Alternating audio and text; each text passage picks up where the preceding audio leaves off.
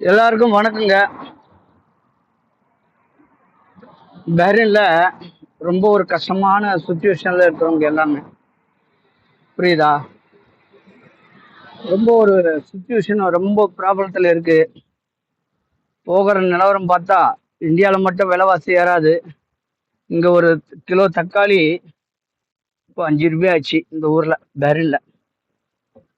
இப்போ ஏன்னா ஏற்றுமதி இறக்குமதி எல்லாமே பந்த் ஆயிடுச்சு இல்லை, அதனால இது எங்கே போய் முடியும், எப்படி போய் முடியும்னு மேலே இருக்கிற அல்லாவுக்கு தான் தெரியும் இதோட வழிபாடுலாம். மற்றபடி நம்ம எதுவும் செய்ய முடியாத ஒரு பொசிஷன்ல இருக்கிறோம். பாருங்க, 5 நாள் ஆச்சு பஸ் எல்லாம் விட்டு. 5 நாளா பஸ் நிப்பாட்டியிருந்தாங்க. ஓடிஞ்சுனாக்கா ஒரு பஸ் ஸ்டாப்ல நின்னாக்கா குறைஞ்சபட்சம் 2 ஹவர் 2.5 ஹவர் நிக்கணும் ஒரு பஸ்ஸுக்கு.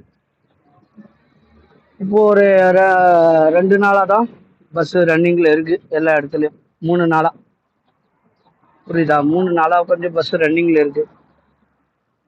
இந்த ஒரு சுச்சுவேஷன் ஆயிடுச்சு. வேலையும் கிடைக்கல. பாருங்க, இந்த கஷ்டத்துல ரூம் ரெண்டு கூட நான் சம்பாரிச்சு கட்டலைங்க.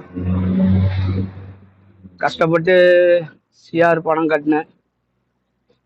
இந்த 5 நாளா தடமாடி சம்பாரிச்ச பைசால சிஆர் பைசா கட்டினேன்.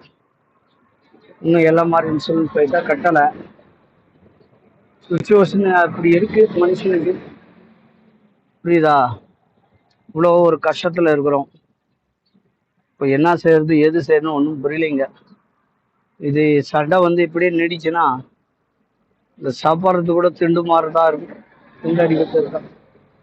அவ்வளோ பெரிய கஷ்டம் வந்துட்டு இருக்கு வாழ்க்கையில. நான் சர்வீஸ்ல இந்த மாதிரி கஷ்டத்தை நான் கல்ஃப் கண்ட்ரியில் நான் பார்த்ததே கிடையாதுங்க, புரியுதுங்களா? அவ்வளோ வேலைக்கும் ப்ராப்ளம், வேலையும் கிடைக்க மாட்டேங்குது. இப்போ ஏதோ ரம்ஜானுக்கோசரம் இந்த தொழில் ஓடின்னு இருக்கு. ரம்ஜான் முடிஞ்சா என்ன ஆகும் ஏதாகும்னு நம்மளுக்கு ஒண்ணுமே புரியலைங்க. என்ன நடக்கணும் ஒண்ணுமே எனக்கு சொல்ல தெரியல. ஏன்னா எல்லாத்துக்கும் காரணம் அமெரிக்காக்காரனுக்கு இந்த கல்ஃப் கண்ட்ரில வச்சுருக்கிறாங்கன்னு, அதுதான் அவங்களுக்கு பயங்கரமான புரியுதா? இப்படி இருக்குது, என்ன செய்ய முடியுது? சரிங்க, எதுவும் லைக் கமெண்ட் பண்ணிட்டு சொல்லுங்க எது இருந்தாலும். ஓகே, நன்றி, வணக்கம்.